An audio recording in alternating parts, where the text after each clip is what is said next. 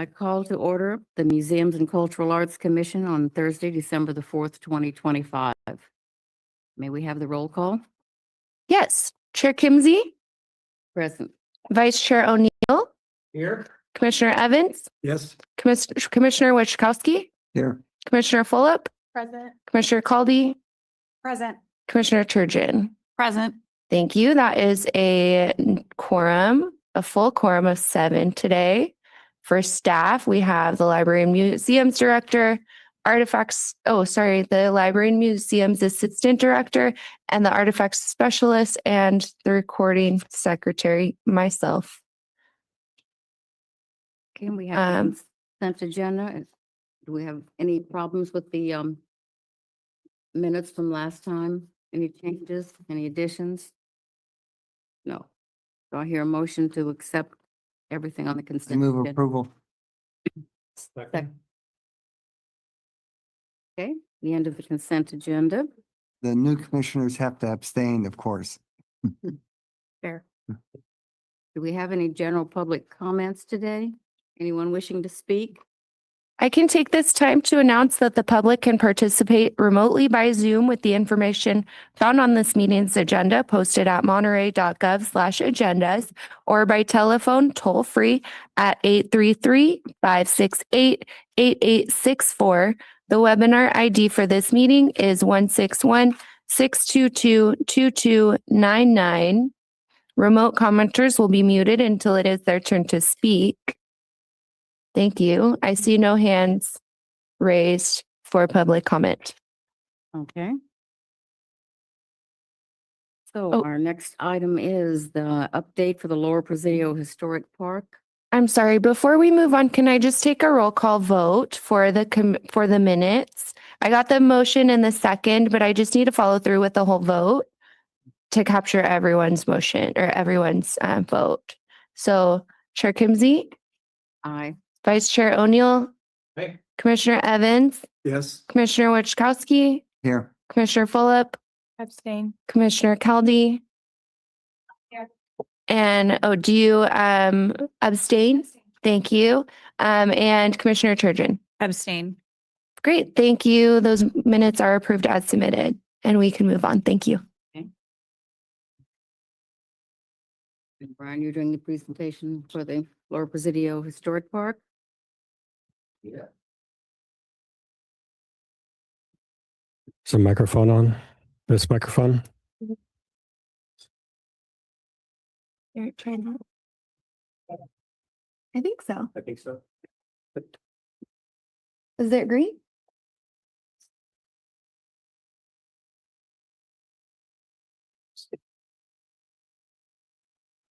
I just turned up the volume. What's that? I just turned up the volume. Okay.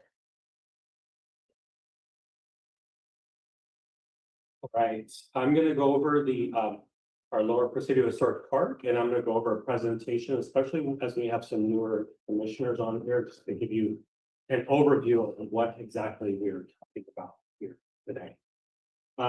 So background, as you'll see in the commission report, this is a project we talked about for quite some time, and it went to council back in March of 2025 about next steps here with the Lower Presidio Historic Park. So earliest history, this is actually an indigenous site. They're not sharing on Zoom. So it's not sharing, so- Here you go. Great. Cool. Thank you. Appreciate it. Very good.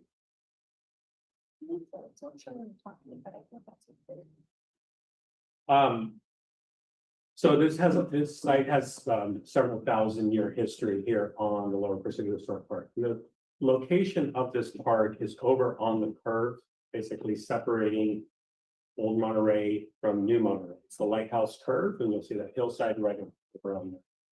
The site is historically significant and on the National Register of Historic Places, and as listed as El Castillo. And so it's first used by the Rumsen and Esalen-Ohlone First Peoples, and it's been owned by the U.S. Army since 1847. But since 1996, the city has a 50-year lease for 25.15 acres of public access there at the park. This is the site, the overview of the park. You'll see the aerial view here of the park. There's been other work done over time on there. But initially, the 1980s, the U.S. Army doing what they're calling BRAC, base relocations and closures. They were looking at disposing 123 acres of Lower Presidio. That includes the Presidio, which is now the defense thing, which is Institute Huckleberry Hill here and at the Lower Presidio Park. And Congressman Liam Panetta, he convinced, as you see there, to reject the Army request and to save this park from future development. And that created what they call the Monterey Way, which was also how the city and the Army consistently worked together for public works projects and parks maintenance over at the sites. You'll see there, 1984, this article at the time, Presidio land sale blocked and basically the thought was initially was to sell it for housing. We were initially going to auction off that site for housing all around there. And instead they wanted to make it more of a passive park. They actually wanted to restore the fort that was actually there before that at El Castillo. So you'll see it's highlighted. He recommended the U.S. Army began negotiations with Monterey for lease of the land. So city improvements over time, there was the Presidio has been, the museum was restored. That was actually an Army museum. Building 113 was an artillery shed. And it's now turned into a museum, and it started off as an Army museum. Entry signs have been replaced. We'll talk a little bit about that in a bit. The Sarah Monument Path, public art security plan, mowing, litter control, museum, restroom cleaning. The city estimates that at about $80,000 annual costs for the maintenance on there. Some of the improvements and they're showing on this. Come on here, but I'm just going to point out on here where you see the raised trail. It goes on there, that 88 path. That's because this is an archaeologically sensitive park and you cannot dig out and grade onto this area. So the city did infill in partnership with Old Monterey Foundation, working on different grants. You'll also see that the road signs there are also surface mounted. They are not dug into the land. So they are done in concrete pillars placed on top of dirt. So they don't dig posts or dig anything in there. So all of the path, so the pathway that when you walked around to the Sarah path and all those things, you'll notice that is all raised dirt that was added on there rather than dig into the archaeologically sensitive site. Oh, so there it goes. So there's the walkway that comes in. The purpose of the open space. So the city indicated initially that they wanted California State Parks or another agency to handle maintenance and restoration of the historic fort. One thing of note is the Sarah Landing Spot Park. That landing park is actually California State Park. So if you're at the creek, which is there's a little walkway and creek behind there. If you go to the end of Van Buren, that is actually the Sarah Creek. And on one side of that is owned by state parks. The other side over there is United States Army. The state parks did not get into negotiations. As you see, 1984 is when they were started. But 1996, city got into a 50-year lease agreement for that. So that goes through 2046. City responsible, as you see, for minimal maintenance functions, including mowing, litter control, restroom maintenance. As I mentioned, we have our museum. That's one of our museums and cultural arts sites for commissioners joining us. I'll give you guys more insight on that too. But we have the Presidio of Monterey Museum, which is there, operated by museum docents, by volunteers on Saturdays and Sundays. But the older Presidio Museum, there used to be different models that they had from the 1960s that were models El Castillo, are models like of the Mexican fort that was there, models of the early American forts. Those were sent to Virginia. A lot of the other stuff's in there. So the majority of the exhibits that are currently in the museum are either owned by the city or they are owned by Monterey History and Art Association out on loan and Monterey Public Libraries. So over the years, we've got over $1 million invested in this park, funding from general fund, the capital improvement program, NCIP, grants from Old Monterey Foundation. So all of this was done in partnership with the United States Army. All of this was drafted in terms of interpretation plans, in terms of maintenance plans. Everything has been done in consultation with the United States Army. Some of the history coming in here It's the original landing spot. That site right there is the founding of California. We consider it that. That's the landing spot of Father Juan Serra, Gaspar Portola, June 3rd, 1770, when they held mass. That painting there is inside the museum. That's done by Agatha Few. You may know that this building we're in is the Few Memorial Complex from Agatha Few and her husband Charles Few. They donated money from their estate when they passed away to build City Hall, to build the expansion of the different buildings that we have here. So Agatha Few actually painted that. Recording in progress. There we go. Sorry. But you'll see Sebastian Vizcaino also sailed here, and landed in 1602 at that site. So we used to call the tree there the Vizcaino or Serra Oak. And it's the site of the only land and sea battle on the west coast of the United States from Hippolyto to Bouchard. So from 1818, when Argentina came and sacked it. And Sloat Monument, so the Sloat Monument represents the 1846 capture of Monterey for the United States of America. So that was done by the Mexican, the veterans of the Mexican-American War. And they wanted to do it after a 50-year celebration. So they started working on it in 1896, got congressional approval, got some funding. And that's why all the different stones on there are donors from different stones, from different organizations, different counties, different cities, all donated over time. And it was launched again. Some of the other sites we have are Rumsey and Ohlone, what some people call the Birkenstone, some call it the Rain Rock. There are the Leghorn Nino Cross, which damaged is not up there at this time, but it's he was actually buried further near where the tree was, but he's the first non-indigenous person buried in Alta California. He was a freed black slave from Mexico. The Bouchard Monument, the Serra Monument, which is a massive granite statue of Father Serra coming on a boat, donated by Jane Stanford from this Leland and Jane Stanford, founders of Stanford University. So they have a tie here as the big four from the railroad side. And the Sloat Monument and recognize the 50th anniversary. Also the site of the Buffalo Soldiers, the 9th and 10th Cavalry, 24th and 25th Infantry, stationed here in the Presidio. These are all black regiments, served as also as our U.S. Park Rangers at Yosemite and Sequoia National Parks after they left Monterey. And as I mentioned on this part, there was a 2002 interpretive master plan developed, and that was an interpretive plan regarding the different signage, the different areas to highlight there. And so you've got 7,000 plus years of history, depending on who you talk to there at the site. Now, a couple of things to think of also regarding historic preservation guidelines. Anything that we do needs to be guided by Secretary of Interior standard, because this is a nationally historic site. So Secretary of Interior is the National Park Service, that kind of arena for the federal government. And there are 4 areas you look at when you're working on a nationally historic site. You look at either preservation, rehabilitation, restoration, or reconstruction. What that means is that you want to keep as much of historically significant areas as possible, and think of it in that kind of a lens whenever you're working on these historically significant sites. That's where all the different federal legislation comes into play of like when you have a site on a national register of historic places. So with that, there's been different projects, those we mentioned, the walkways, park improvements, entry signs, interpretive signage. The stable study, there was a study for the cavalry stables. This was a cavalry site. The lower Presidio earlier on, when it was a military site, was for cavalry. As you see, the Buffalo Soldiers were cavalry.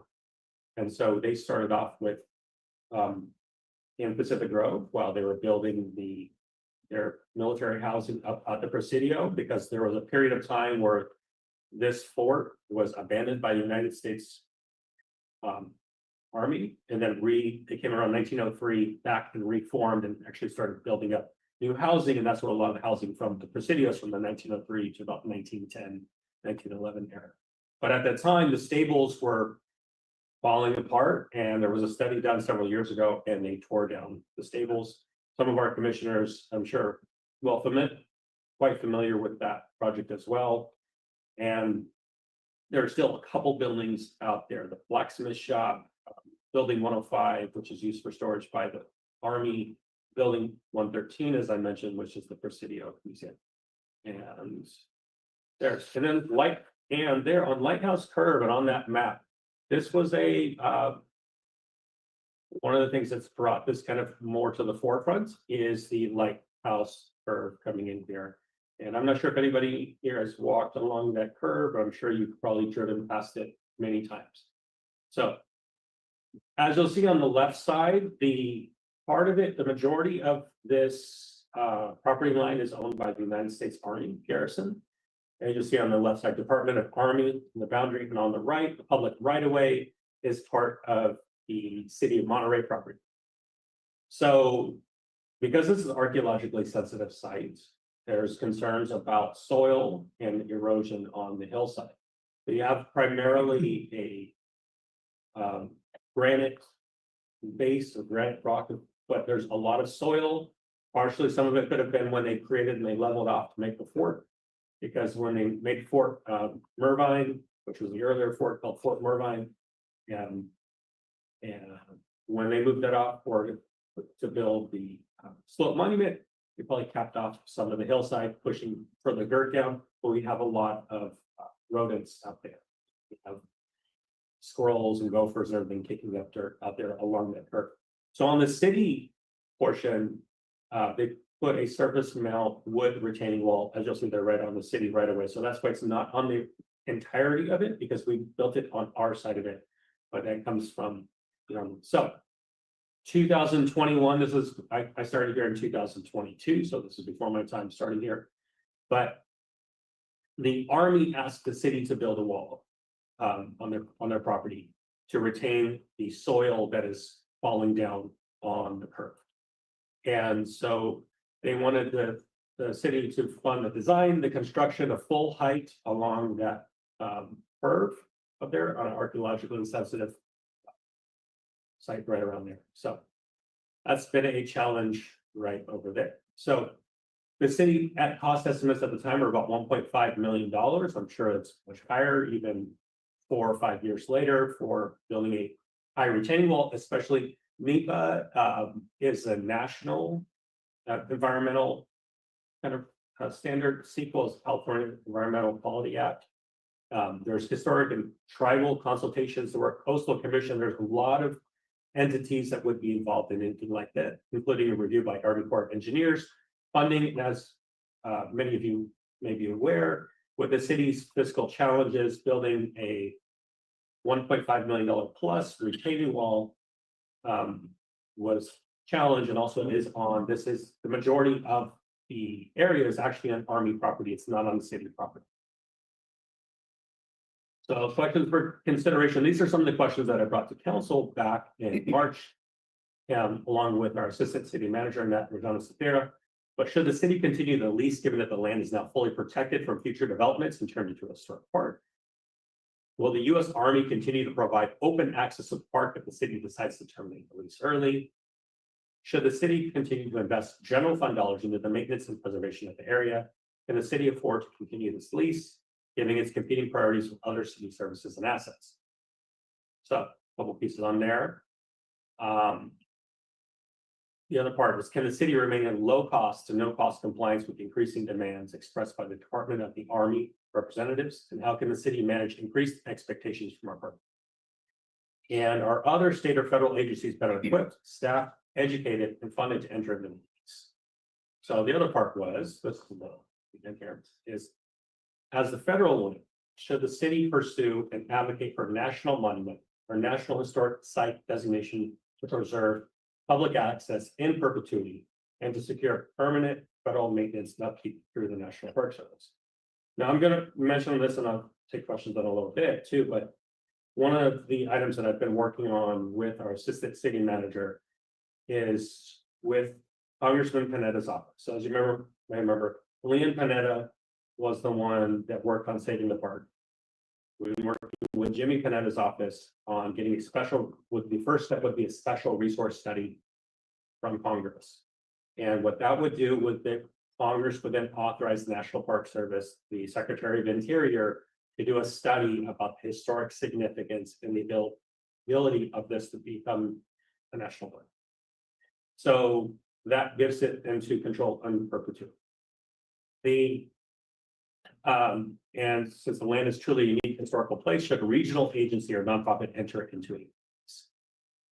So the other question I have is, and I know this has come up regarding some of our other sites, is that in 2046, I mean, that's gonna come up, not real soon, but I mean, well, it's gonna come up before we figure it out. But at 2046, what's gonna happen? Because at the moment, Army is charging market rate leases for their sites. Now, 25.15 acres of public land, I'm not sure how you can market that, but if they were going, right now, we have a lease that basically says you can lease it as public access to the park. You have to maintain it, operate a museum, have historic interpretation, but we pay that cost for, park maintenance and everything like that. But if there was a charge to us, can the city afford to pay a charge for 25 acres of open space if they start charging it? So we did some feasibility of federal management of federal park. And what are the Army's plans for Lower Presidio Historic Park? Do they have plans for it? Because it was still, even if it were going to be operated by National Park Service, it could still be owned by the United States Army Garrison.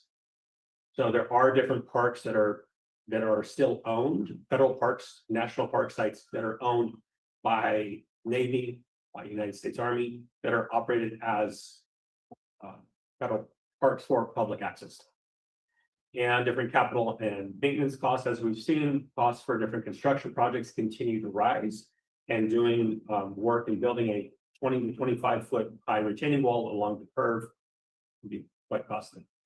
So the recommended public engagement approach was initial engagements with residents and community. We've created a survey that's on Have Your Say Monterey. We sent it out on the city newsletter, put it in the what we call City Focus newsletter. We put it on the city notices. I'm putting it in the library newsletter coming up. And so one of the things on here that we have on our agenda is to choose one commissioner to act as a liaison for having a different workshop there at the Presidio about next steps, a public meeting. Now we're going to have a commissioner from Parks and Rec, the PRC's Parks and Recreation Commission, Historic Preservation Commission, and Museums and Cultural Arts Commission. So we'll have a community workshop related to kind of what the next steps are, but I believe we're still going to go forward with the looking at it in the initial study, just because that is a first step, and that would go to council already in terms of a letter, and then would work with Fernandez's office. And any questions or feedback on there, Bill? You have a couple comments. I think you indicated at the end, Brian, that it was supposed to be a 15 to 20 foot high wall. Do you imagine that on Lighthouse Curve? Basically, the solution is much worse than the problem. The problem was that the sloughing of the slope may have contained remains of Native Americans, and the Native Americans put tremendous pressure on the Army to resolve this, and the Army Corps came up with the worst possible solution, a 20 foot high wall. The Army actually, they wrote a letter saying that if the city didn't comply with this, they were going to take back the land. Then they thought about it and they looked at the maintenance costs and all their responsibilities with no revenue coming in. And they said, hold it, we're going to take back that other letter and write a new letter saying, consider solving this. And so I think that's where we're at now. I don't know what, I think the city, we haven't actually had any public hearings. I actually participated in a public survey. I think the commission all got a public survey on that too, the existing commissioners prior to this. But have there been any public hearings by any of the commissions on this yet? No, not on the commission. So the thought is just to choose a commissioner from each one of these three, and then find a date to have public. Okay, so initially there was supposed to be, each commission was going to review it, but now it's come up with one public meeting on site with representatives from all the commissions.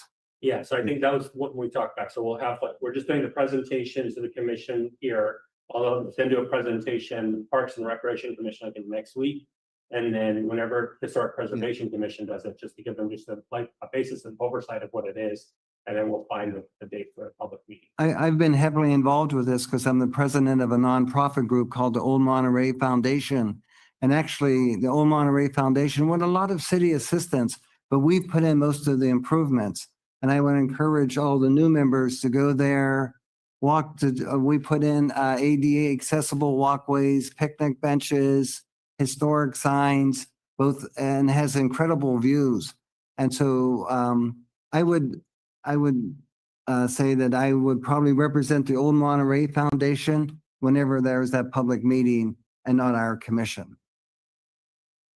Not the commission? And not the commission. I think there should be somebody else because we sort of have I mean, I have to respond to our board on the Old Monterey Foundation. So I've talked to Brian a little bit about this. I think it would be better if there was someone else from the commission who would represent the Museum and Cultural Arts Commission. Do we have a volunteer? Well, I have a question. In the report, as I read it, there was something about taking out the sidewalk on Lighthouse Curve. Did I misread that? That's in the NIP, the NCIP. CIP. That's it. That's in the NCIP. There is a request that a citizen wrote in to actually fund to the county and on the current NCIP projects that are being proposed right now and being reviewed. Somebody has proposed to take out the sidewalk along the curve and build the wall right there. And I will say, on my side, I'm not a city engineer, but I come on it looking at a couple of pieces, which is going back to Secretary of Interior guidelines. And I think about when you look at this hillside, which is the founding place, to me, one of the founding places of Monterey, and we built the Lighthouse Curve with the roads. We've covered up, we've done infill, and we've covered up the creek where, Sarah landed, Viscino landed, like we've covered up a lot of these areas. That hillside is still like the original hillside that, the indigenous natives would be there. When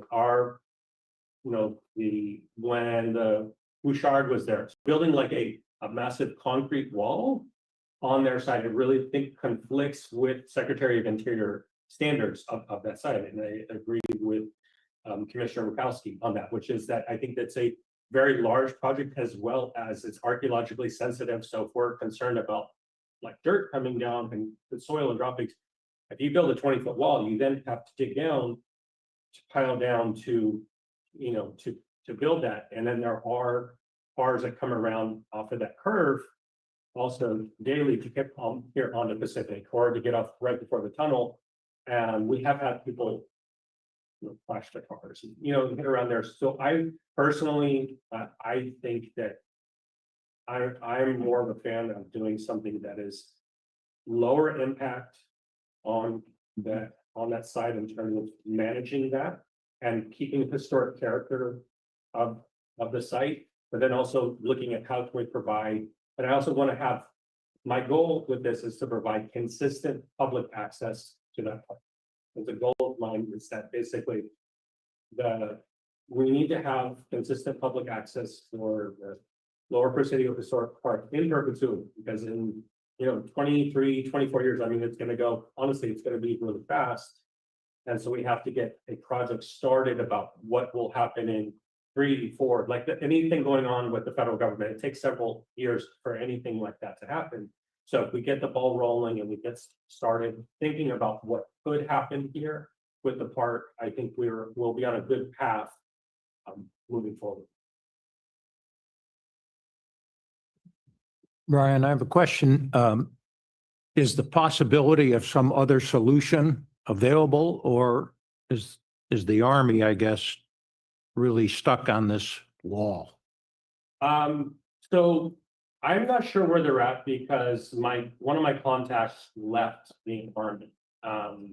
And the cultural resources, and I forget their specific title, but our cultural resources contact, I have several other contacts, but the cultural resources contact that was working on a project and plan, but we never got to see the plans. They would not share with us what actual plans were there. We wanted to find out what what are you guys talking about? Like, show us some drawings, show us some of that.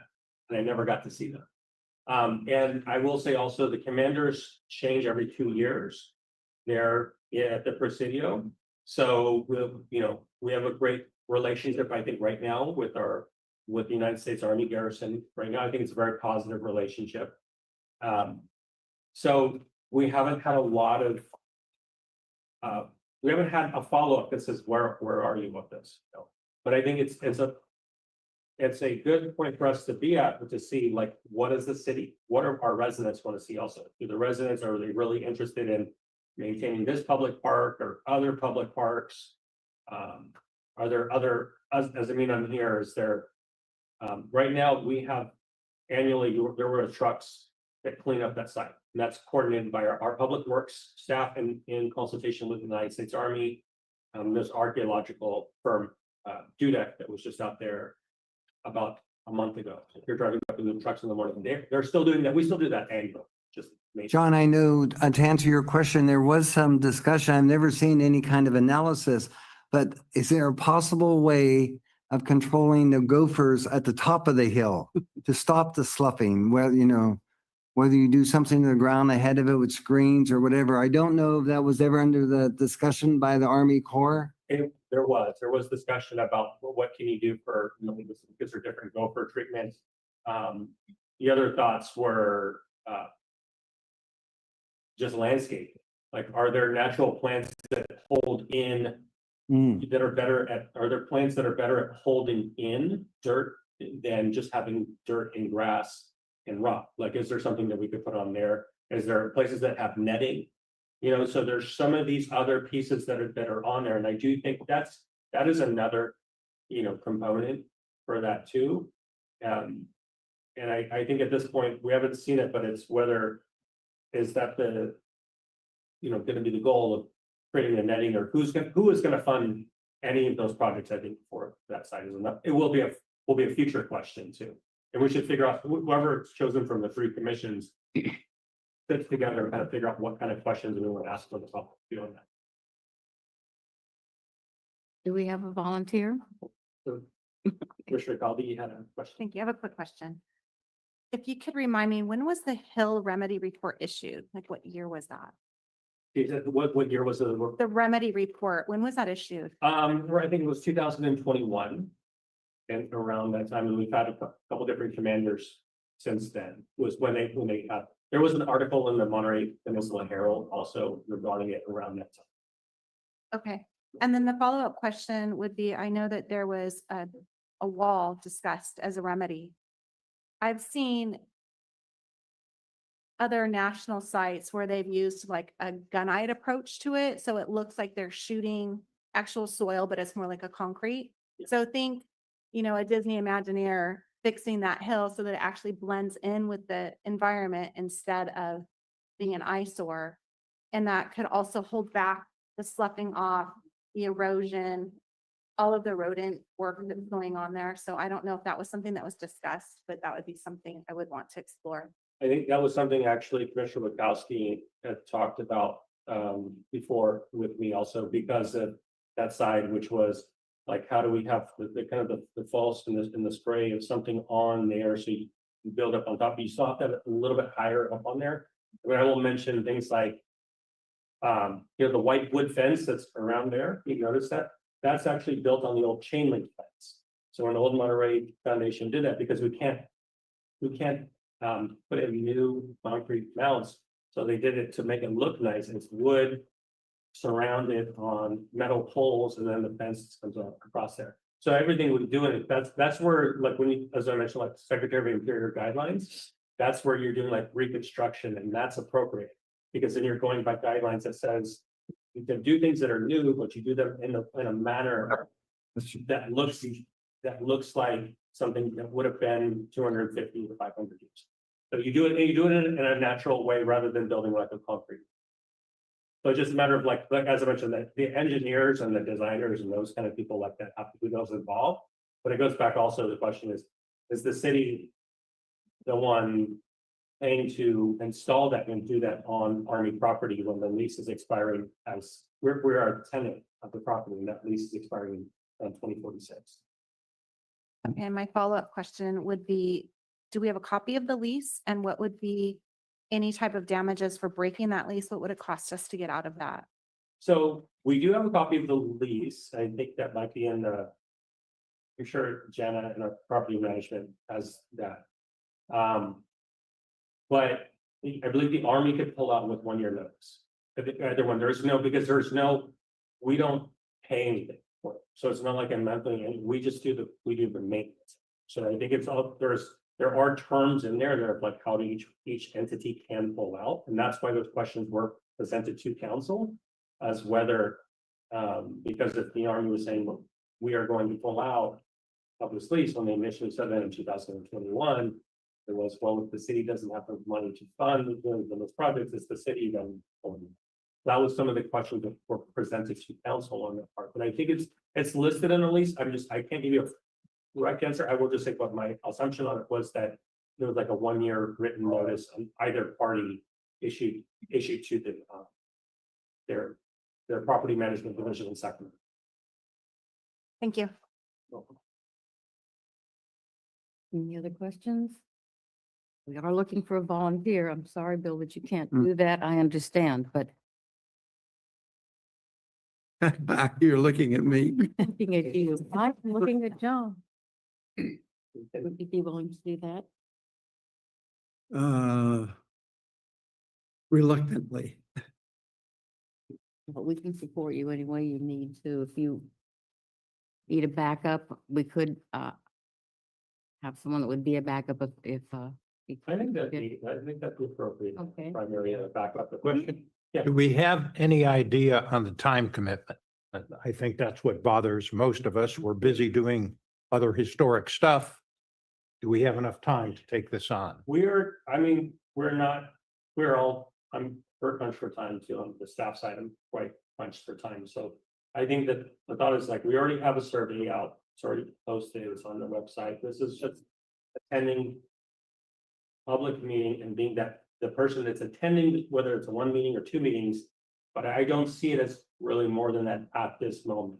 That's kind of what we wanted to have, was to have 1 or 2 public meetings and have the person attend as the representative, so that we don't have a quorum of each commission. Because this is the type of thing which would be of importance to multiple people, multiple commissions. And if it's, we can have it as a meeting, but if it's not noticed as a public, there's a lot more requirements for, having quorums of different people at the meeting. So I think it's better just to have like a single representative as representing the commission and attending as the voice of the commission at that moment. So that's where I was thinking, it's probably 1 meeting or 2 meeting, whether that's a couple hours commitment, meeting with myself or with the city staff ahead of time. That's all said. That'd be good. I'd be willing to take that. Wonderful, thank you. One additional comment. I think the important thing to remember is not who controls the land, whether it's leased to the city or the Army. The main thing is, we've heard rumors, the Old Monterey Foundation has heard rumors that some groups would not like to have any public access, any use there at all. And that's, I think, our point. The Old Monterey Foundation is to have public access. This is right in between 2 neighborhoods, Old Town and New Monterey. People can easily walk there. There are very few parks in the city of Monterey where there's an overabundance of parking. And this park has incredible views, not as well as all the items that Brian said about history. So the main thing is retain public access. That's the key. Monique, thank you very much for doing that. Well, any other questions, feedback, whatever? So we'll move to the next item. Next item will be the Colton Hall Concert Series.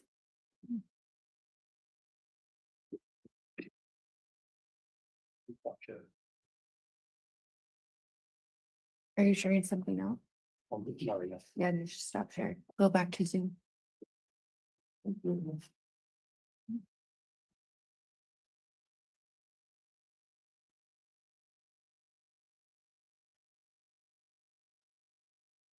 All right. Welcome. Okay. So was very brief on here, what we have listed, but we've had, I don't know if, Chair Kimsey, do you want to talk about the concerts? Right. We've so far had two. We have another one coming up Saturday. They've been very well attended. In fact, we have 50 seats and I think we've had over 60 people each time, which is wonderful. We are limited because it's a small area, small seating area. The feedback that I have gotten, and I think we've gotten some good donations too on that, is that they'd like to see it continued. I have made some contacts for performers for the spring concert, and they do seem interested. Would be a variety of performers. We had a nice variety this time, I think.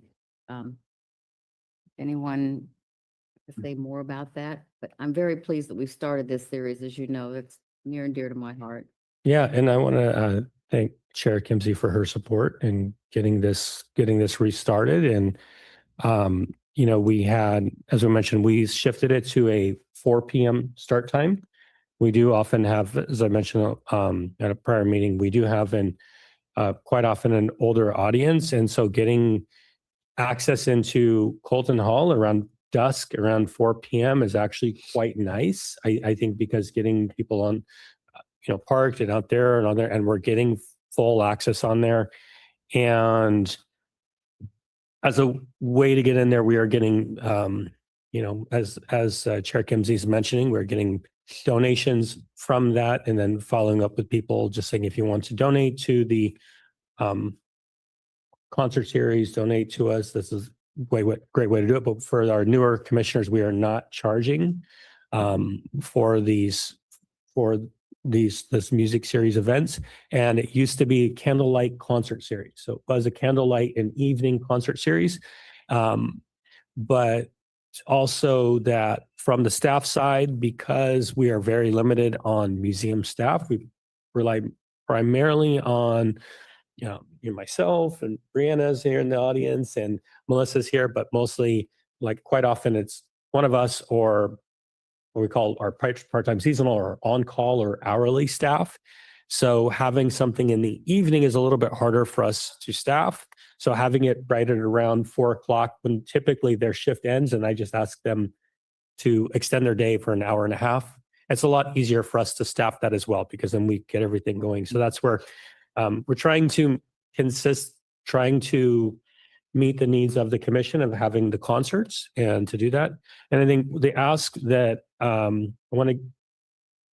recommendation here in terms of the commission here is that we continue with the 4 p.m. Saturday sessions. I think that's worked for the musicians, worked well for myself, worked for Chair Kimsey to attend and also to do an intro at those dates, and then start them again in the spring. So our hope is to do these again in the spring. It's always nice, any commissioners attending, just to kind of get a sense of Colton Hall and see it there. But if there's any other feedback or questions on there, or any kind of recommendations on start month, I would say, in talking with Melissa earlier today, we're generally trying to get our calendar out about 2 months ahead of time. So for booking out of our programs, if we start looking at February or so, I think would be ideal for library and museums, so that we make sure that we'd like to get all the everything on our calendar. So it goes on our newsletter and it goes out to different groups, and we get it out to the weekly or all the different areas that we can get, so that we can get a full house. I think it's a great program, and I would encourage the city to keep on doing it. And thanks the chair for her funding for the past program that we've had. Yeah. So it's great.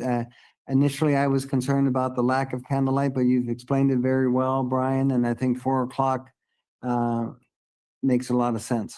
We need to come up with a new name for the series. Yeah, New catchy name. right. Since we don't have candlelight. Yeah. Well, we do have the official, because I mean, like, if you're there in the daytime, even in the daytime when it's cloudy in Colton Hall, it is dark. So because there is no, that's why we still turn on all the ambient candle lights, and I think it's still quite nice too. So Okay, so everyone is in. Oh, yes, question? Just a question. what are the paid staffing requirements and how many volunteers would you need or would you like? Yeah, so the paid staffing is typically, it's usually just one staff member that's there. And oftentimes it's a museum attendant. I just been attending myself anyways, because I will come in, I'll bring over the food or set up and help out. The one staff member generally helps like set up the chairs. They lock up Colton Hall. They just maintain anything there. And then if we sell any things at the museum. So, right now we're selling like Colton Hall Angel ornaments or selling books or puzzles or those kind of things. Those are done by the staff because we don't want volunteers at this time to access our financial, our online financial systems. So the volunteers, typically what we've had is we've usually had about 1 to 2 volunteers, and we've had a volunteer base usually at either end of the 2 doors. We've had 2 volunteers at the doors welcoming people in, just checking them in and getting them to their seats. And then one of those has been Chair Kimsey. And I think that's been, you were in there. And then we've had other volunteers who generally volunteer with our other museum sites. And I believe it was Commissioner Fulop, who's going to volunteer as well this Saturday as well. So she'll be there. So we have I think if we have 2, but that's typically what we have is one staff, 2 volunteers for most of those events. And because when we'll get everything, like the staff will be there too. And I've been there just to make sure that the musician has like everything they need for the day too. Okay, shall we move to the next item? Which is the master fee schedule we need to discuss. Yeah. So Need a motion on this, Brian? no, I think I don't think it's a formal motion, just a recommendation for us to go forward and, continue to work with that project, that process if folks are good with, if they have any. I think so. This one, just to bring up on here, which is we had just a little bit of background also. And I look forward to meeting with some of our newer commissioners and any existing commissioners. If you want to meet, let myself or Assistant Library Director Melissa Mejia know so we can set up some times, to meet up. Just kind of give you a more overview of anything here with the museums as well and libraries. But fiscal year 2024, 2025, I added to the city fees to do tour cost. And typically what that means is that when we are doing private tours of Colton Hall, when we're doing private tours of Pacific Biological Laboratories and Presidio Monterey Museum, and we're not charging for education. So we're not charging for our public schools at this time. And we're not charging for Defense Language Institute because the DLI, they actually do regularly they do tours of Colton Hall as well. And they do them actually for their language students so that they practice their language it's quite often the Russian students, other students come in there to do those they'll do a tour, have to repeat it in Russian, and then their instructor grades them on how they do their things. But we do also tours for 3rd graders, 4th graders, 8th graders. We do different tours throughout the year. But when people come in and asking for a private tour, we've been charging. So this has been, sometimes you'll have like a tour group that's coming in that's coordinated somewhere else and they want to bring in 15 people. So we started charging those groups because I felt it was appropriate for us to charge for that staff time for people coming in and asking for that. City code states that access to Colton Hall is free by city code. But at the time I asked for master fee schedule and went to council because they can still walk in and get access to Colton Hall. However, if you want the staff access to getting a private tour and information, you're paying for that staff time. You're not paying, in my view, you're not paying for the access to the building. You're paying for the access to that staff time to doing that. So that's where it was $60 base for 1 to 4 people. Each additional person was $15. So that's currently what we were charging. And I'll also mention that before my time, we actually used to allow public booking of the Pacific Biological Laboratories. Ed Ricketts Lab, they're on Cannery Row, 800 Cannery Row next to the aquarium. That used to be $35 an hour, Monday through Friday, and $60 an hour, Saturday and Sunday. It was quite cheap, I'll say, to have a use of that building. I wish I knew that when I was younger, Yeah. but, but you know, with $35. So we were charging that.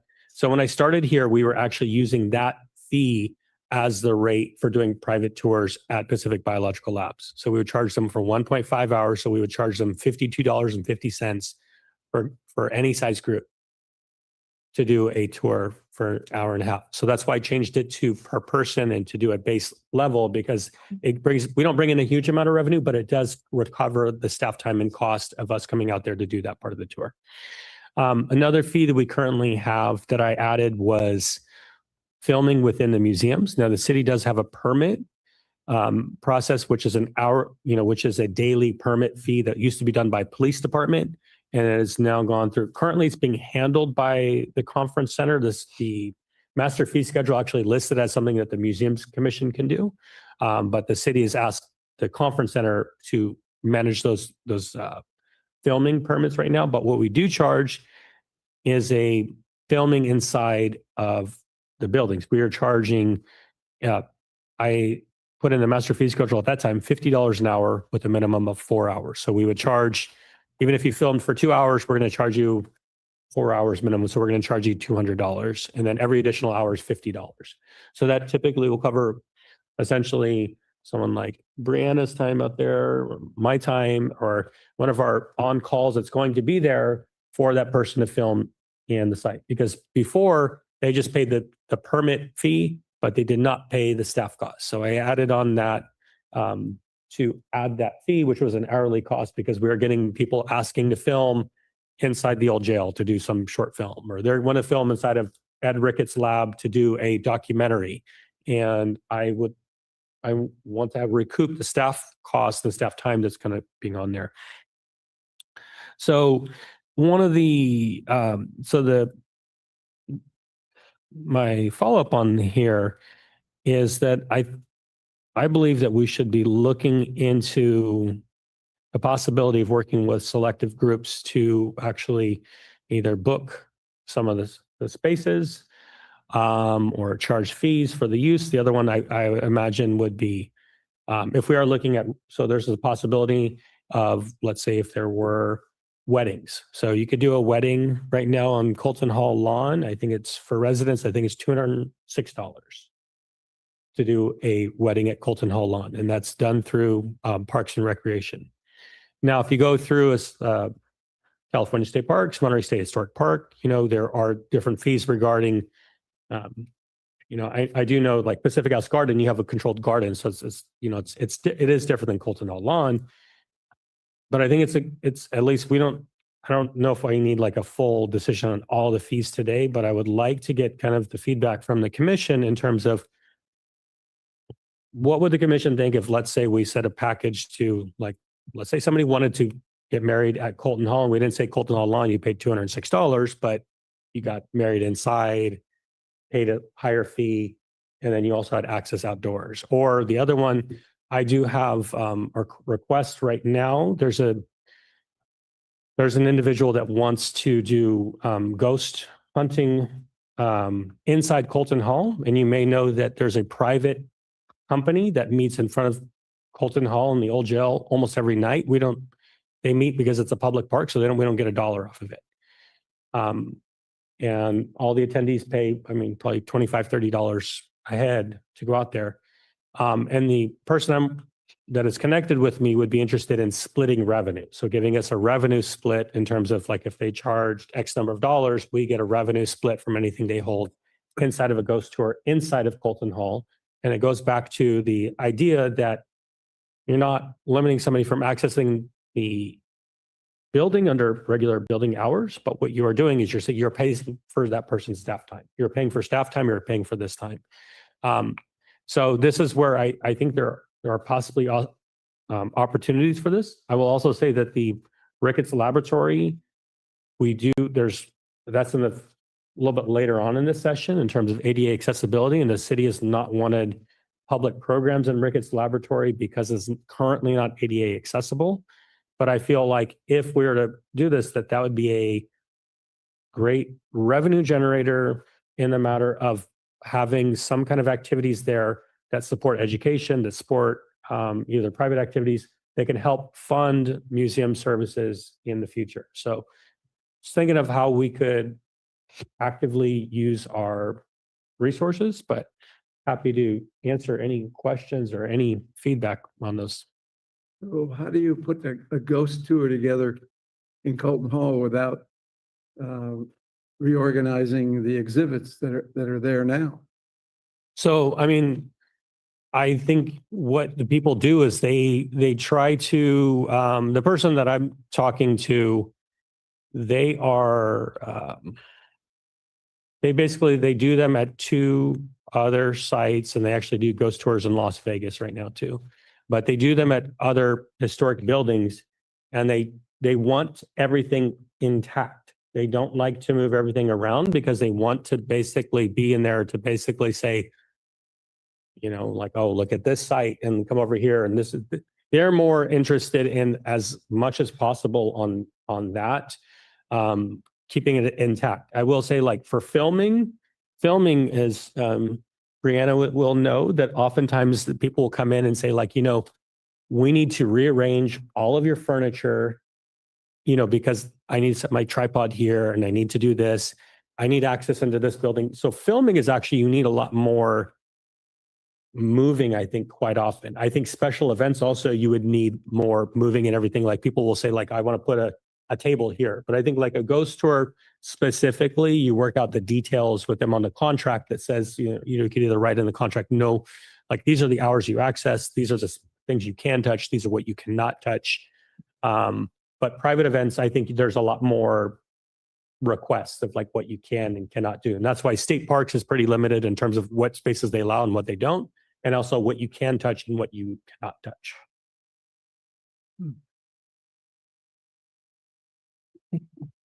I So think one there's thing- no Ma'am? question that Commissioner, we should indeed charge for these things. We need to recoup our costs. You know, we have a huge deficit with the city, and anything we want to do, we're going to have to generate some income.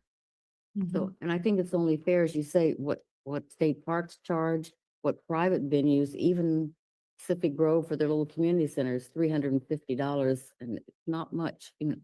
So I think just comparing that, and certainly with the hotels, it's enormously more.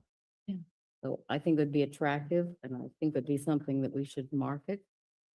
And an all-around good idea. and Commissioner Caldy had a comment. Thank you. I'm in big support. What I'm hearing is to recover the staff time on the cost side. What I'm not hearing is, what about the additional wear and tear on our buildings? Because there are more people going through. I know that would be a normal course and scope of the public, but it's more of an impact when it's a private group or it's a private film company coming in to do it. And then also to acknowledge that, are the fees that we're proposing to charge, are they comparable with other cities? And would we be working in conjunction with Monterey to promote our city? Yeah, and I'll say, you know, I've been working quite a bit myself with Monterey on several different projects as well, and so I'm going to be working with them on history and sharing a lot of that stuff in the next year. And I do think we'll be working more with the finance department if we can move this forward with the finance and city manager's office, and getting things that would actually recoup costs, as well as you mentioned, the wear and tear. Because I will say, like, the Colton Hall floor has not been reconditioned in several years. And that floor has to be hand waxed, because it is a like a pine wood floor from 1849. And so it is still the original floor. So when they come in, you can't use a sander on it. You have to hand scrub it. You have to get everything out, and then you have to put hand wax, and you do it from one end to the next. And it's a long process, but it has to be built into that. Same thing with Pacific Biological Laboratories. You can go, if you walk in there, look at the floors, look in there and see what's in there. And that's where I do think it's, you know, building into that side where you say, okay, we need maintenance. And if you go look at Pacific Biological Laboratories, happy to give you guys a tour, because, you know, you start looking at that, and that's where things like Colton Hall on the exterior, and as Commissioner Evans knows, like, you know, we're looking at the project for NCIP for Colton Hall. There's a lot of exterior needs for that too. But, you know, we use Colton Hall for all kinds of different, the backdrop for 4th of July, for Memorial Day, right? We come in here and do tours I've done tours for Japan and Croatia and, different groups all around that come out there. And all of those things, like we need to invest back in that facility for that kind of that maintenance. And that's where I do think that that's why I mentioned specifically the Pacific Biological Laboratories fee, which was extremely low. It was, $35 an hour for a site on Cannery Row next to the Intercontinental and next to the aquarium. That's an insanely low amount to charge for a site like that. So I'm a little confused because you're talking about these fixed rates as if there's a schedule someplace where all these things are going to be. But then on the report, you have this list of basically criteria. So where are we going? So I think this is what the master fee schedule currently states. And I put this in here. So right now, what we have on the master fee schedule is a couple of things for museums. One says private tours, 1 to 4 people, $60 each, additional person, $15. That's what it says there. And then it also just states the other part, which says, commercial filming, $50 an hour, a minimum of 4 hours. And then every additional one is on there. Then it has these other parts that says if we're going to do special event, this part, the master fee schedule is more for special events down here. And this is taken from recreation. And what this means is that this is to recoup the cost because I think, if you look at master fee schedule for, let's say you might take a ceramics class or, up at Hilltop Park. You take a ceramics class, they might charge you a different rate than their poetry class or a different rate. It's going to depend on materials and all of these things. So this part right here, the last paragraph is basically put in there, kind of cribbed from recreation, that allows me to say, hey, if I wanted to do another program here, we could have that. And the library museums director could set the fee for that program so that we could have that on here. But what I would like to do is to have that fee schedule, which is similar to what other, as I was mentioning, as Chair Kimsey was mentioning too, where if you go to Pacific Grove or if you go to California State Parks and it says, do you want to do this activity? It's this cost. This is the type of activity that we allow here. This is the cost for it. This is the minimum number of hours. This is your deposit or whatever that's going to be. And I find that would be I think that would be a good way for us to look into this and to go forward. So I think on this one, as I mentioned right now, I don't have like a hard list on the agenda, which says this is what we're doing, this is what we're doing. I just wanted to start this conversation with the commission to think, can we move forward with a new way of thinking this? Because then I think the final approval of master fee schedule then goes to city council. The council then approves a master fee schedule. If we were to say, we want to do this, and then they could say, no, we don't want to do that, or that's a great idea, or however they want to do it. But I think that would be, we would work together, put together a list and bring it to a future meeting. I think your numbers are small. You got to boost your numbers. I agree. You can't find any kind of service around here for 50 or 60 bucks an hour. You're talking at least 75 or 100 or more. So, and if you're talking about recouping the cost of the personnel, I think you're way under evaluating it.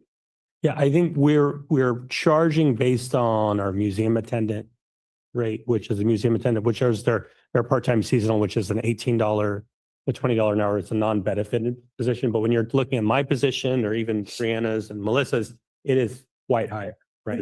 It is quite higher because what is fully encumbered, when you're fully encumbered for retirement, you're fully encumbering for, health and benefits and all of those things. But if we're doing it, and that was what I mean, that's why I'm calling out the $35 and $50 an hour, because they were basing that on a part-time seasonal cost rather than saying, hey, if you have a party, for $35 an hour inside Pacific Biological Laboratories, there's cleaning costs, there's all of these other costs that have to be incurred, that are incurred by the city in a longer term. Brian, who would be administering this, the contracts and so on and so forth? I think that would be somebody probably in our library museums administration would be doing it. I mean, right now, oftentimes it's one of the three of us that does any of these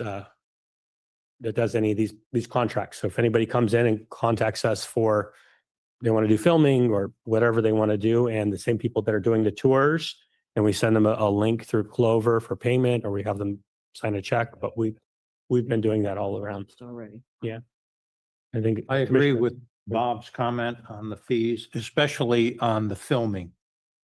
I think the possibilities of problems after the filming are much higher, Mhm. and you want to make sure you can solve those problems with the money they give you.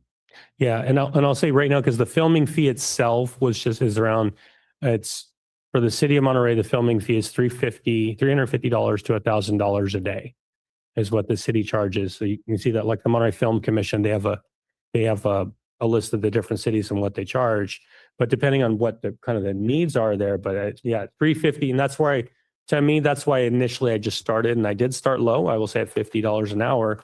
But at the time when the person was paying a $350 permit, we didn't get any of that recouped back from the museums, right? So that was my thing, is that I said, okay, well, I'm there 6 hours, or Brianna has to be there for 4 hours or 6 hours, right? I want to acknowledge that there is a cost for whoever's coming in here asking for us to do this work, and that we bring it back for them.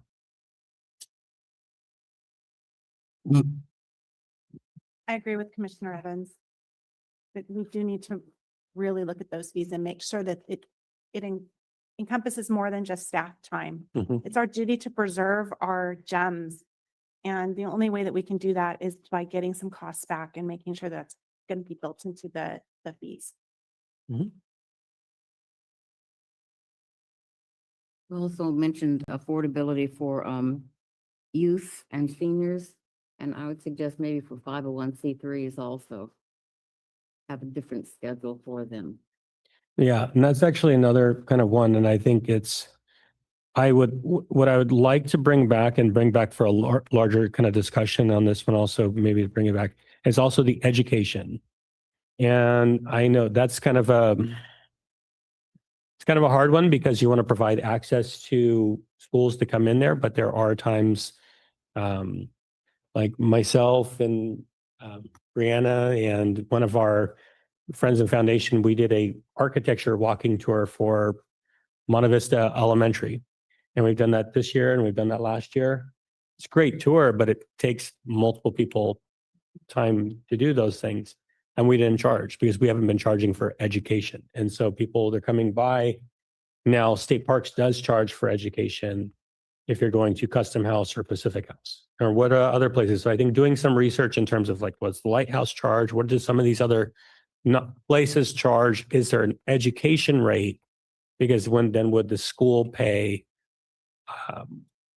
for us, and then, Monterey State Historic Park Association, some of their nonprofits help by basically offsetting the costs for buses, or the nonprofit helps to offset the cost for classes that want to go to these tours. But I think that's another thing that I'd like to bring forward on that discussion later on, is that should we charge still a fee, but a reduced fee for education? And I think that's something to discuss here with the commission.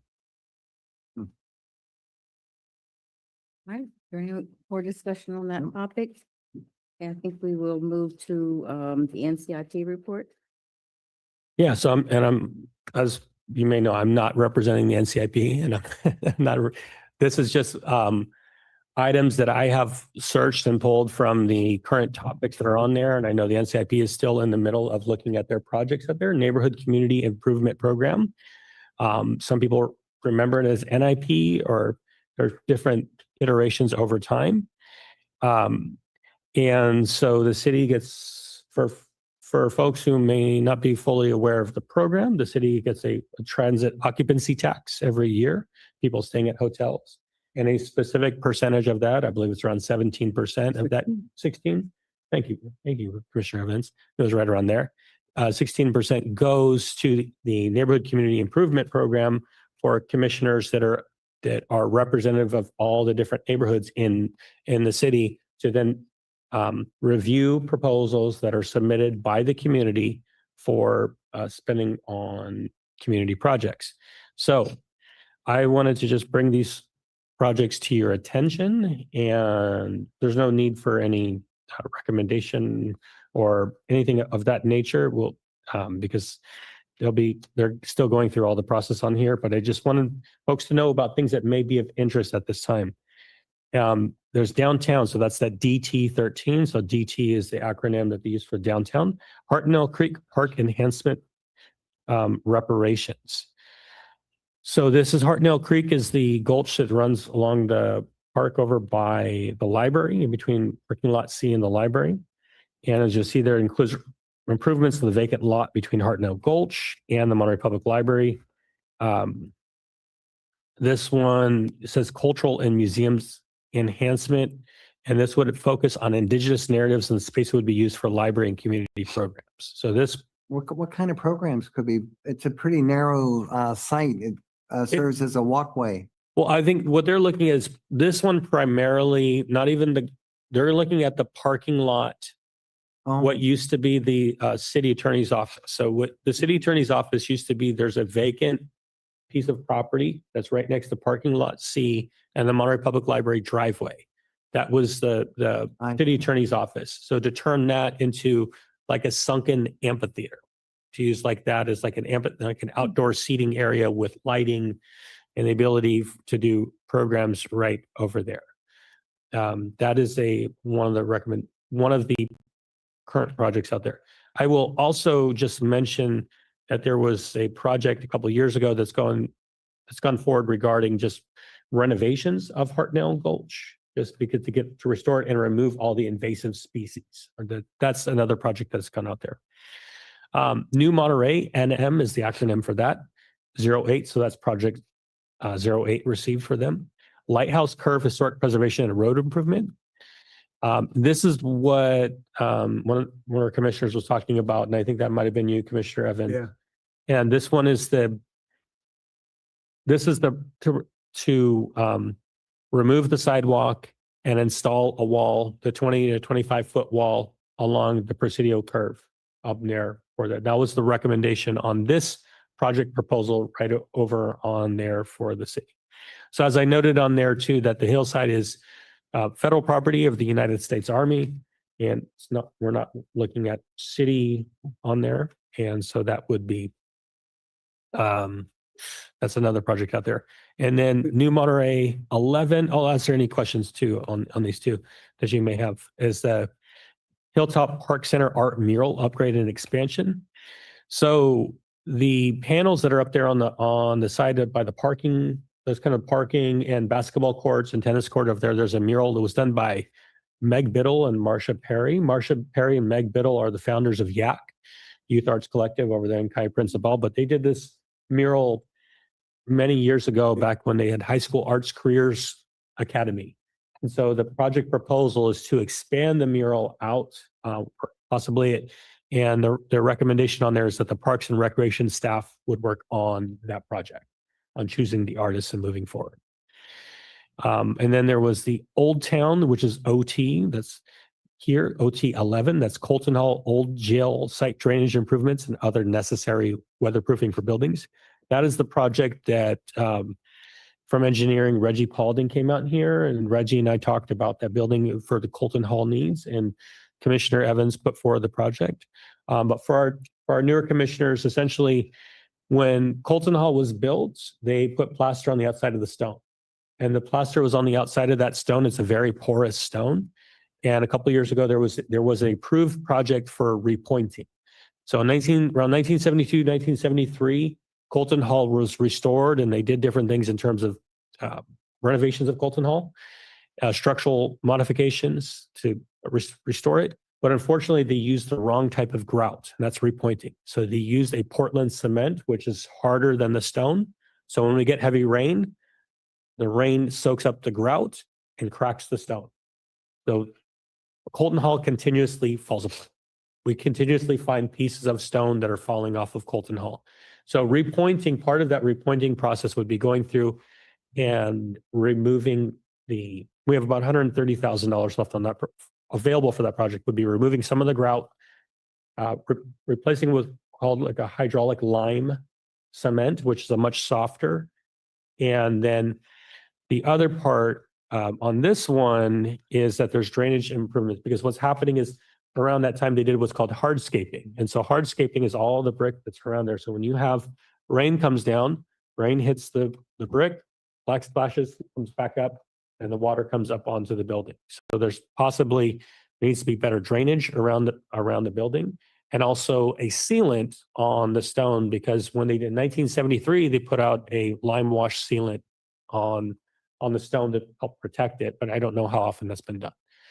The other part that I think is a possibility, and I think would be us to look forward in the future, is possibly replastering the I think that's the north and the west side, which is the back of the building, and the side facing Gordon House is to plaster that, because people liked the exposed stone. So in 1973, they took off the plaster to restore it, and they said, everyone said, hey, we like this, we like the exposed stone. So they kept it exposed ever since. But it actually was plaster. It was that kind of light pink plaster. That's why Colton Hall looks red in the painting behind you, is because it was a pink building years back. And so what the thought is that can you do a lime wash to protect the exposed stone on the side of the building, which gets the east side, which actually gets quite a bit of sun that dries out the stone, but the north and the west are covered by trees and shade. And so the rain really heavily affects, and the north and the west side are the higher side of more damage. So I think this one project would be on different additional funding to repair some of that objects. And then the MN11 is multi-neighborhood community-wide art celebration of local Native Americans. This one looks at repositioning the panel, the art piece that's on the trail, this Viscino Serra oak, moving it off to the side and adding in another indigenous art, and it says or moving it and adding additional artwork from indigenous peoples, and hire a local indigenous artists on that site. So just put on here that the voting night on the projects is happening Wednesday, December 17th. And as you'll see, January 21st, they're going to review, put forward their formal recommendations to council. And then it's tentative. The date is looking at Tuesday, April 7th, as the recommendations presented to City Council. And the NCIP meetings have been happening inside the library. So I think the December 17th and January 21st should be inside the Monterey Public Library. I'm happy to have any questions, comments, discussions on any of these kind of items that are on there. Do we want to set any sort of priorities? I don't think they haven't fully reviewed yet That's right. which ones that they're actually going to go. They haven't gone through the second round review to cut out any projects that they do not believe are under the city's purview. Right. Right. So I think it's too early to make any kind of, I don't think it was any recommendations or rankings at this time. Because I'm planning to be there when they get to the second half and to what is now called Old Town, but I'm from New Monterey, so I'll be there to campaign for it. Yeah. And if you want to see what's happened to Colton Hall, just go around to the north side where the road comes around, and you'll see the hardscape and how that has splash, and that has impacted the lower courses of bricks, which aren't really bricks, Yeah. stones. Yeah. That Carmel stone or Monterey stone, whatever they want to call it. So. Brian, for the NM11, are they saying that Yak will not be involved this time? They haven't said, I know that it is, they just said that they would choose a youth Have art or decided. something. I'll say that, Marcia and Meg are still active, but they're not running Yak anymore. So Jesse and Marissa are over there running Yak. They're still active on there. I do think, and on my side, in my interpretation of how our city code is and city art collection, I do believe this commission should be involved in that process. That's my interpretation. So I would like to work with the Parks and Recreation Department. If that one does go through, I think that's just going to be my thought, is that we should we can go back to the city code in terms of the, the semantics of everything like that, but the choosing and putting everything in. One of the items, I mean, some of the things I've been working with Brianna on is making sure inventory of everything we have in our collection is accurate, because we have to make sure we know who made the art, who owns it, what did it cost us, what's the insurance value, all of these kind of pieces on there. We need to know all of these things. So we need to be involved. The museums needs to be involved in those process also. And I do think there's a process for choosing it, which I think we should make sure we're going through also. Any other comments? Yeah, those murals are open to anybody that wants to see them at Hilltop. Mhm. Just drive into the lower parking lot and you'll see them right away. Okay, shall we move on to Pacific Biological Lab, our last item? Yeah, I'll go jump back up.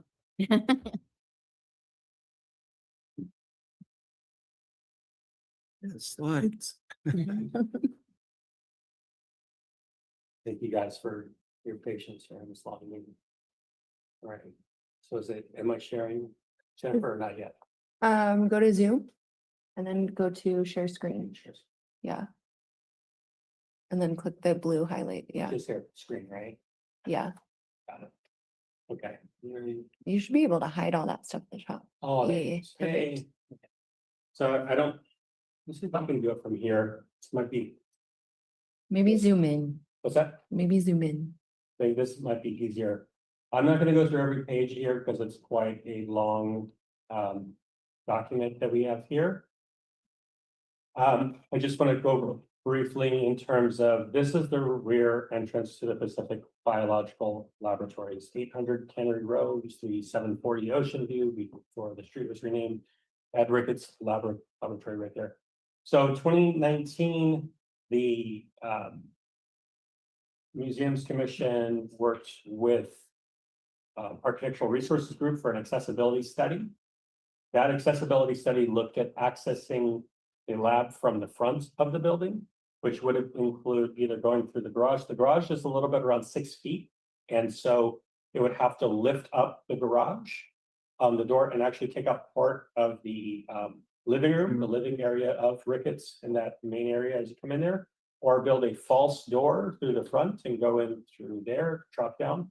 The rate of, because of how steep the garage driveway is, it basically, if you were to just build an 18-to-1 ramp, it would go pretty much from the street all the way to the back door. It's so far out, so it wasn't there. So when I started here, I connected back with one of the projects I wanted to do was go look back at and revisit this study to look back at what other options are there that are less invasive. I prefer to be as least invasive as possible in some of these projects, but it was to go through the rear entrance of the laboratory, as you'll see there, and that's the coastal easement there on the left. So worked with the some of our commission on this side versus the whole report on here. I'll kind of go through, but you'll see here it's very part of the original study was looking at the front, just because we don't own the property off to the left or the right. On the site, on the top of that is owned by the Monterey Bay Aquarium. The other one is a hotel Intercontinental, the Clement. So here the front view of it, and that coastal easement is open and is part of the Intercontinental. So there's the coastal path right there, the specimen tanks on there. So with that, we looked at two different we'll see if I can do here. This is just the drawings on here. And one of the options, so basically I looked at, can we come in through the coastal easement where there's a chain link fence, remove part of that fence and get the lift to go down in the back there. So think of the same way that you would basically people get accessible access into Colton Hall. It's just a very similar design to that, which would be to redo the stairs, and create a lift and possibly put in a restroom as well. And I will say also the 2019 report looked at if you were to make the restroom ADA accessible, you also have to tear out the restroom Oh, yeah. upstairs and pop that out several feet just because of the size. And I don't want to, the moment you start breaking into a historic building like that, just it's going to go downhill in my mind. You know, so as much as possible, I don't want to break into the building. I want to do everything on the exterior side. So with that, you'll see there's kind of a platform lift, the staircase coming up and down. The pink area also, what I would love to see on there as a leveled patio, like whether that's decking or something that's just built right up, either built on top of the concrete or replace some of the concrete on the ground, so that it's a more secure place for people to walk. The other side here also has this option B, the platform lift on the aquarium side of the building, and a restroom underneath the staircase as well. Look at restroom there in the corner, which would fit into it. So their cost estimates were pretty high, I would say, coming in there. And I know Commissioner Wachowski and I've talked about this just a little bit in terms of how high this is. And I think their cost estimates were quite high. And I think it was because of the historic property and just where the site is and limited accessibility. But I just see this as just like estimates at the time. This is not, we don't have the drawings, we don't have that. So I think this is just like, take this as just part of what their consultant from Architectural Resources Group that they worked out for there. But they're looking at, you see a cost per square foot of $2,281 per square foot. And so because what they're looking at is if you're looking at 810 square foot. So if you were doing, let's say if you did $500 a square foot, remodeling fee or somewhere between $500 and $1,000 a square foot. I think that's why I think $2,281 a square foot is quite high. And that includes the lift in here. So this breaks that down in terms of the foundation, some of the things, plumbing and roofing that needs to be replaced across there. As I mentioned, though, I don't want to go into too much on here, but $1.8 to $2.2 million on here. So what this project here, I'll just say the restroom options, this is on here. This is as you see, one of their options here takes out part of the kitchen. That's that green area right there. You would have to make that, so you would have to knock out part of the kitchen area to make that an accessible restroom. And I would not put that in the exhibit area either, because that's the original exhibits. So you don't want to, as I mentioned, like these kind of things like that, I don't want to touch anything that's original at all. I think if we were to use a restroom, either we work through this project with the planning, building, historic preservation, all of those commissions. There's a nearby public restroom available at the aquarium. There's nearby, depending on how we do this in the future. But I find that an outdoor one that's built as a facade on the outside underneath the staircase would be the ideal way to build this, because then you're not wrecking the historic nature of it. So then it goes into this 2019 accessibility study, which I won't go into right now. So, but essentially what the project is for this is that the ADA study has to be adopted by Historic Preservation Commission. So for us, because due to city code, it's an H1 designated building. So I've put in this document because the 2019 one I don't think was ever filed. So I put in the 2025 one to allow for us to get accessible access. So that's going to historic preservation. There's a possibility of, at this point, $260,000 from potentially Western Flyer Foundation for use. What they would like to do is they would like to have access to the lab for their school education programs. They do, as you may know, that's the Western Flyer is the boat that Ed Ricketts and John Steinbeck took out, and they have the boat on Moss Landing, and sometimes they come back out here in Monterey, but they have funding through HUD, Housing and Urban Development, and $250,000 to $260,000 possibly here for renovations here on the lab. And so next up, I think what we should be doing is getting this approved by the Historic Preservation Commission to move forward with a project for ADA access. And then get an agreement with Western Flyer Foundation to get, for them to work on the actual architect, the actual costs, and what can we start getting done, and then start moving forward with a project for how do we actually get that, like a staged approach for making the site accessible. Because otherwise, I think we're going to be working on having a report on file and not acting on it. You know, I'm completely in support of getting ADA access, especially the city-owned buildings. But I wonder if there's a point where it's just not financially feasible. There was an annual Historic Garden League that my wife attended this week. And there was a fellow there from the State Parks Department, Richard Fletcher. Have you had any discussions with him? I They- work with them all the time. Oh, well, they are trying to provide access to the Larkin House, ADA access, and that's a challenge. But if you think that's a challenge, go to Casa Soberanas across from Troya's Market, which has steep stairs both on Pacific Street and on Del Monte. And they're finding it completely infeasible. And they're talking to state parks. And I think we've talked about this before, Brian, about an alternative.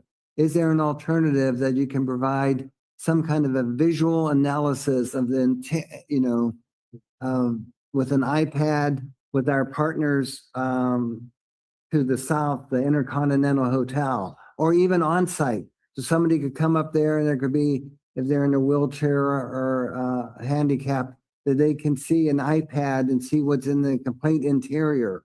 Because I think the state is looking at this pretty thoroughly, and they may come up with, I don't see how they can provide access to Casa Soberanas. And that's a great point. And I think one of the points that like the federal government, the national, like you'll see a lot of federal sites where the National Park Service, they're the one that put out the reports on ADA, and the ADA's put out reports that says, even though you are, you can say that, they'll say you have to do everything in your power to make that site accessible. That's kind of what they've worked out for these historic sites. So that's why you see a lot of sites that have like they'll modify the back end of a lot of these historic buildings out on the East Coast, because they're making as many of them historic. But it was for right now, that's why we're able to do tours, private tours, but I mean, we're not able to do programs. So the request to do programs or request to use it for anything other than like a walkthrough tour and seeing that, and we do have that. So Brianna and I we worked with a local filmmaker that made a VR tour. It's fully narrated. We haven't made it accessible. One person that's watching it at a time, but we have a fully narrated VR tour of the Pacific Biological Laboratories right now. And we have an audio tour that's on our website. So that's how we are accessible for our tours. Right now, we are accessible because we have a fully guided video tour. So if somebody comes in, we can say, we have an iPad, and we can say, hey, we can show you this on our YouTube. So we have that. But if you want to do anything else back on that site and make it, you know, open for more public education, more different public programs, different access to the site, then we have to look at what are the other needs for there. And there are quite pieces of like, what's the priorities in funding? There is always that, like, what is the priorities in funding? And that's where I do find that either funding through nonprofits or funding through an arm that might be helped to raise capital and revenue, because there are a lot of Steinbeck and Ricketts fans that are possibly willing to donate more funding for a site like this for renovations. So the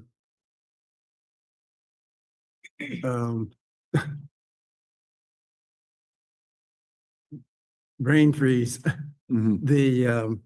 the boat group, the Western Flyer. Yeah. Why do they want to put up, and what do they expect for their 225,000 or whatever it is?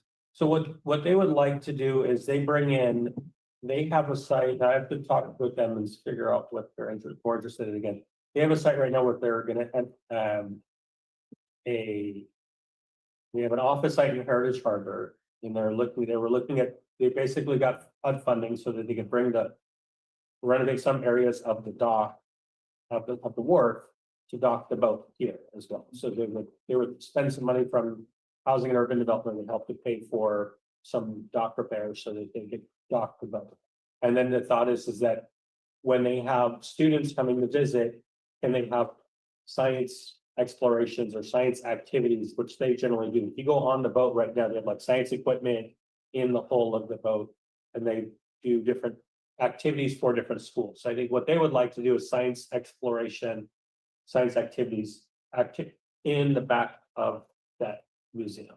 And I think what we get a lot of different, part of that, but it does take a lot of our time, but it's like we get different schools and groups always interested in visiting that site, to do things on that site. And I think they would want to come in there to be able to host programs at the site. They're not looking at it as like a permanent office space or permanently rent it, but they're looking at possibly hosting the programs. But the HUD funds is going to repair the dock facilities and do something at Ed Ricketts' lab. Correct. So that's why you're talking about just using it as sort of a planning grant to get the actual drawings and whatever we need in order to actually do the ADA activity. Right, and so whether it's that, like, right now, because like right now, if you go there, the rear stairs are really in poor shape. And so it's like, how much of that money, if you have $260,000, what can you stage out and basically say, I want to start replacing a lift here or do, I forget the total amounts, I think it was around $200,000 for Fulton Halls. I don't know, some of the commissioners may remember that. For the stairs and the lift that were on the back of Fulton Hall. That was around that, when that was done, 2019 or so. So it was just like, that's where I'm looking at what would the actual cost be of something like that to just do stairs, lift, the engineering and all of that work. What can we get done with that funding? But I feel like that would be a good start for us to start returning back to access, because if you can get access to the back of that building in the long term, going back to what activities could you do with the plummet in the back of there? What activities could you do with the aquarium or something like that? There would be rental fee off the back of the back patio. That would be another kind of revenue source. I think that's like, would be like, the other part is like, can we get access in the long term through nonprofit partners to renovate the access to make it ADA accessible? We could do fund programs in the space, and then potentially we could bring in generating revenue on a standing basis. And improve the exhibits down in the lab, Mhm. in the garage. Mhm. Yeah. Any more questions, comments, feedback? I have comments. All right. So the estimate is for almost $2 million. Mhm. And the Western Flyer Foundation has available $260,000. That is a very large gap. The big gap. Yep. We are not being pressed right now to make the building ADA accessible. There's no pressure to raise the funds. And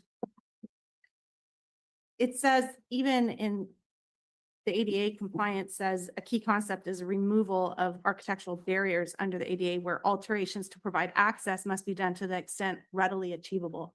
Which means if we go in there and we make all of these renovations to this historic building, it loses its character.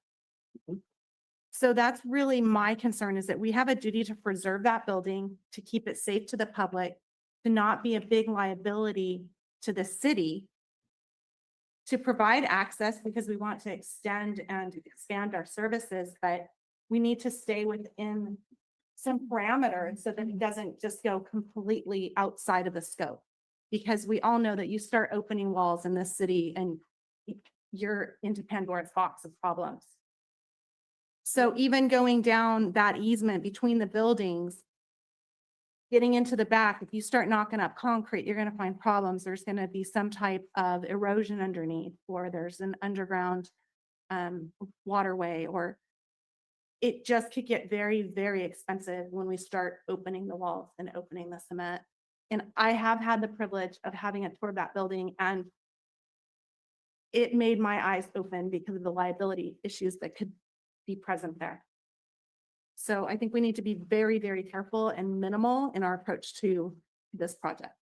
And I agree. Well, that's what I mean, like, when we look at when you have, whenever we do anything like, especially on the inside, I mean, that's when, like, you look at the doors and everything like that. And when you're doing on the ADA, it's like, what's feasible?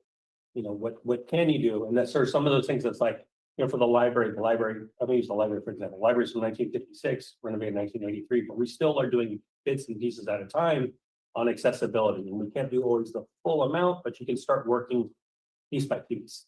And like, for example, those rear stairs that I mentioned for the lab, those are not original. So we don't worry about like that, like the deck. And I showed somebody, I was giving somebody a tour just the other day, and I said, you look at how they installed the deck, they did the deck leaning towards the building. So when the rain comes in, instead of it leaning away and going off the deck, it goes back into the actual building. You know, so those are the kind of things that was done at a later time. Those kind of things lead to issues. So I think that's where I find, like, what can we get a project that looks at, like, what minimally can we do? Because if you start breaking into a door frame, and that's why I said breaking into the restroom, and you start breaking into the kitchen, and you start doing all this other kind of stuff, and then it's a snowball effect with that building. Because Rickinson, Steinbeck, and them, I mean, they did it with their friends. You know, they built a building with really low cost anyways, and we can't, you know, we just can't get into there. So anything we could do, minimal work to start making it accessible, I think is ideal in my opinion. Well, based on that, Brian, isn't there a concern going ahead with the ARG report? It has some of the issues that Monique pointed out. I mean, if that's adopted by the HPC, then that's what the city has to live with. You mean like for how so, for the costs are just like are listed. The changes. I think it was their option. So the option that, one of the options is for the restroom is to do restrooms access outdoors. That's why not to adopt the 2019, but adopt the 2025, because the 2025 says, the 2025, I asked them not to do the changes to the front of the building. Don't do the changes to the inside of these parts, because I feel that those changes will modify the historic nature of the structure. And it will also open us up to a huge amount of work that I think is unnecessary for that building. So I think that's where just focus on minimally access of, like, let's get the access through the backside of a building through a fence, which is there, replacing stairs or replacing things which are not historically significant. So focus on stuff that's not historically significant. I would suggest you leave out a lot of those slides and just include the slide or the page with what we want to do with the modified stairs, with the restroom underneath it and the lift. Keep it simple. Okay, I appreciate that. So one other concern is that let's say we do the lift, it's approved, it's funded, and now you've got people up there with walkers or with wheelchairs or whatever their mobility devices are. They can't get through the doorways because the doorways are not ADA compliant. So again, we just get into problem after problem after problem. We have to really, really be careful in limiting the scope. And I love the virtual reality. I think we're there. We're already there in life, and that can definitely be maximized. It is not the same as being in there, but it's also not the same liability. It's not the same danger of the steps that bounce when you go up them and down them, and uneven walkways. The entire back with all of the cement is uneven. There's tripping hazards everywhere. So we need to be very careful. The other thing is I'll just talk about the elephant in the room. We're always talking about what are we going to do about sea level rise? I mean, we're going to put $2 million into a building that's going to be underwater, then we have to worry about sea level rise. So we need to be careful which argument we're making and what position we want to take. And I think one piece on there also is that there's a possibility this site is not in the Tidelands Trust right now. And other sites in the Tidelands Trust, if it's in the Tidelands Trust, there's funding that's allocated every year into the Tidelands Trust for buildings that are in that sea level rise area. So there's a potential if we get this work in there to get it under the Tidelands. So that would at least support some of these things, but you're right, like sea level rise, and you see, go there nights when the sea's crashing. Yeah, new tides are there. Any other comments? All right, shall we have comments from our commissioners? Would you like to start? No, I'm good. Thank you. Okay. Really Lynn? excited about all of the projects that we have going on. In particular, for me, the Colton Hall Music Series, I'm so excited to be a part of. Let me know how I can support. I'm really excited for Saturday. Hope I see you guys there. Super. How's that done? Okay. I'd just like to welcome all the new members of our commission. Look forward to working. Likewise. Thank you. Thank you. And I've Mike? said a lot of words tonight. Thank you all for having me and letting me run through my concerns. I do kind of wander off and look at a big scope, and I'm always worried about where people can get hurt, when the city can get sued. How do we minimize? It And is a big. otherwise I could be a big dreamer, but we have to live within our means. And right now we're facing a lot of dollars and challenges in our budget. So I did want to mention that Holton Hall with Christmas in the Adobes, December 12th and 13th, and Brian has sent out a notice if any of you would like to be volunteering there. I don't know if the new people got that email. We did. They did. We did, Okay, yeah. good. It's a lovely event and I think you'll really enjoy it. And I'm so happy to have all of you here. And Bill was offered to give you a tour of the museums if you'd like. So you want to talk to him? Yeah, That would be a good part of your orientation. I think it would be wonderful. sounds wonderful. We will take you up on that. Sure. Mhm. Okay, Sounds so fun. Love it. our next meeting will be February the 5th of 2026. Woof. So if there are no special meetings or whatever we feel we need to call, that's what's established this time. Okay, so no further comments. I'll adjourn the meeting. Thank you. Thank you so much.